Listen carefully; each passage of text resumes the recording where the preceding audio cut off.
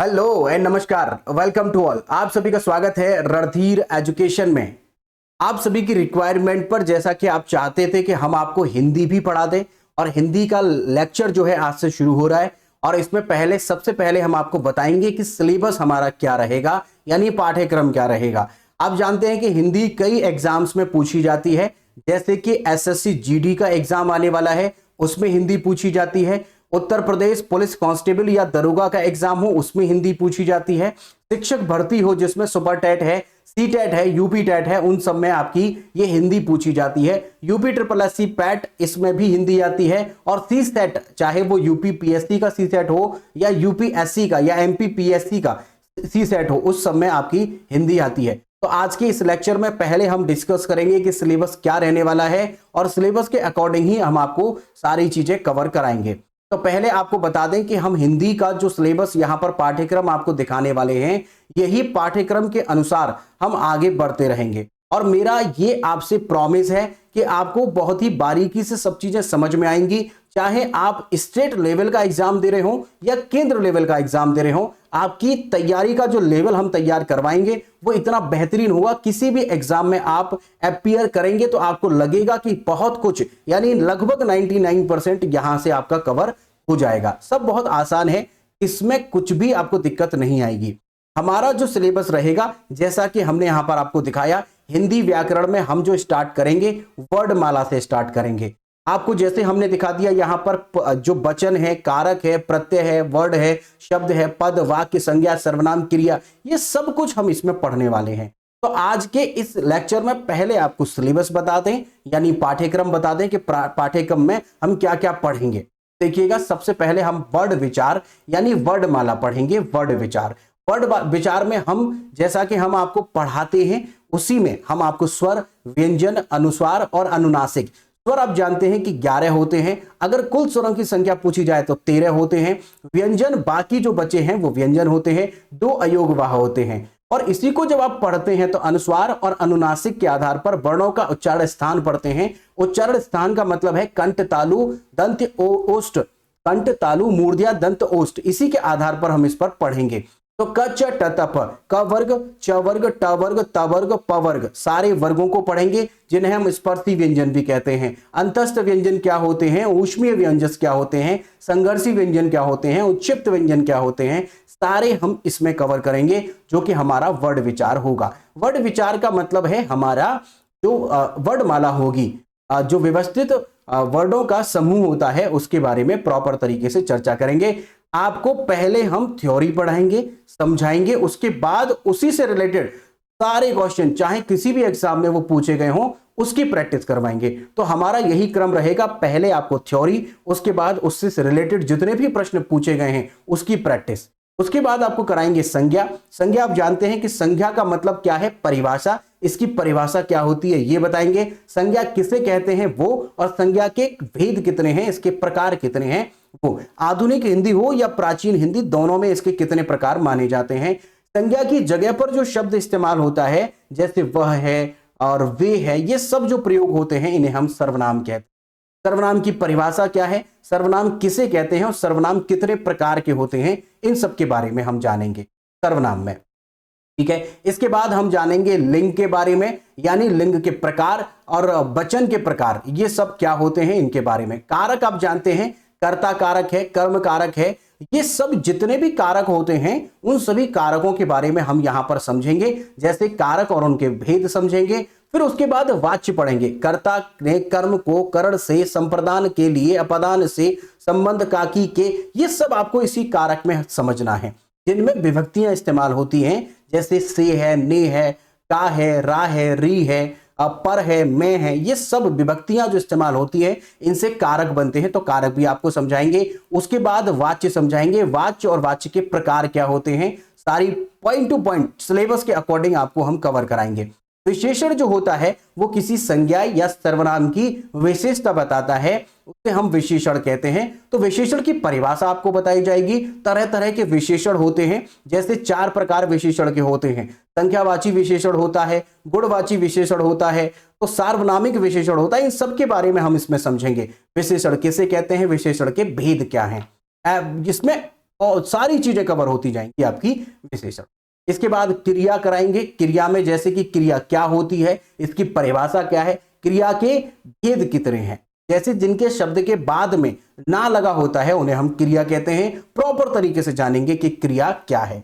अगला इसमें जानेंगे काल। जैसे आप जानते हैं भूतकाल है, भविष्यकाल है, वर्तमान काल है, इन काल के भेद जानेंगे। उपकाल क्या होते हैं और इनसे क्या क्या प्रश्न बनते हैं, कैसे प्रश्न आते हैं, सब कराएंगे आपको। पहले थ्योरी पढ़ाएंगे, उसके बाद इसकी प्रैक्टिस करवाएंगे। अव्यय क्या होता है, अव्यय जैसे व्यय नहीं किया जा सकता, जो हमेशा एक जैसा बना रहता है, उसमें कोई बदलाव नहीं होता, अव्यय किसे कहते हैं, इसको पढ़ाएंगे। अव्यय के प्रकार क्या हैं, ये आपका कवर रहेगा। शब्द विचार की बात करें तो शब्द विचार में शब्द और उनके प्रकार क्या क्या है, शब्द रचना कैसे कैसे होती है, ये बताएंगे। उपसर्ग और प्रत्यय। उपसर्ग जो होता है वो किसी भी शब्द के पहले लगता है, उसे हम उपसर्ग कहते हैं, और किसी भी शब्द के बाद में जो लगता है उसे हम प्रत्यय लगते हैं। तो प्रत्यय और उपसर्ग दोनों को हम प्रॉपर तरीके से आपको बताएंगे, व्यवस्थित तरीके से। तत्सम और तद्भव शब्द कराएंगे। तत्सम का मतलब होता है जिन शब्दों को हम संस्कृत से डायरेक्ट प्रयोग करते हैं उन्हें हम, संस्कृत के शब्दों को ही हम तत्सम शब्द कहते हैं, और जिन्हें हमने बदल लिया है, जिनको हम अलग तरीके से बोलते हैं, अब हिंदी में प्रयोग करते हैं, उसे तद्भव शब्द कहते हैं। तो तत्सम शब्द हो या तद्भव शब्द हो या फिर अर्ध तत्सम शब्द हो, इन सब के बारे में हम इसी में करेंगे, बताएंगे आपको। पर्यायवाची और विलोम शब्द और मुहावरे और लोकोक्तियां आपको बताएंगे कि मुहावरे में और लोकोक्ति में क्या फर्क है, लोकोक्तियां कौन कौन सी हैं और मुहावरे कौन कौन से हैं। सारे जो इंपॉर्टेंट क्वेश्चन बन सकते हैं सारे कराएंगे।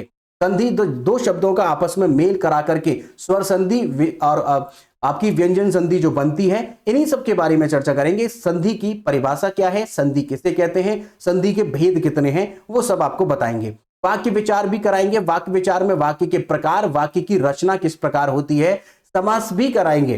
समास आप जानते हैं कि जब दो शब्द आपस में मिलते हैं या दो शब्द लिखे होते हैं या एक शब्द होता है, उस शब्द में उसके अर्थ के आधार पर या फिर उसके दिखने की रचना के आधार पर कितने प्रकार के समास होते हैं, समास कैसे पहचाना जाता है, समास के प्रकार क्या है, समास का विग्रह कैसे किया जाता है, यानी अलग अलग कैसे किया जाता है, वो सब हम समास में समझेंगे।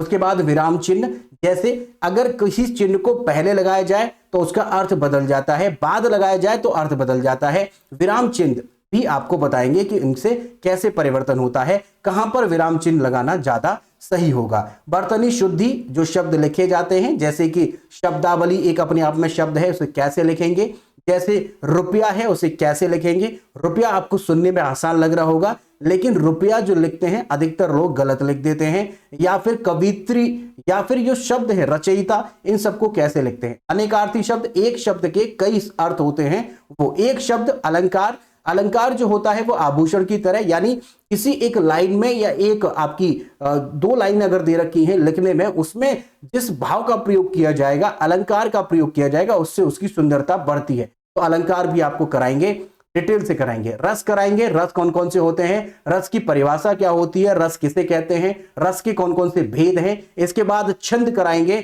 छंदों में छंदों की परिभाषा करवाएंगे, छंद किसे कहते हैं ये बताएंगे, छंदों के प्रकार करवाएंगे।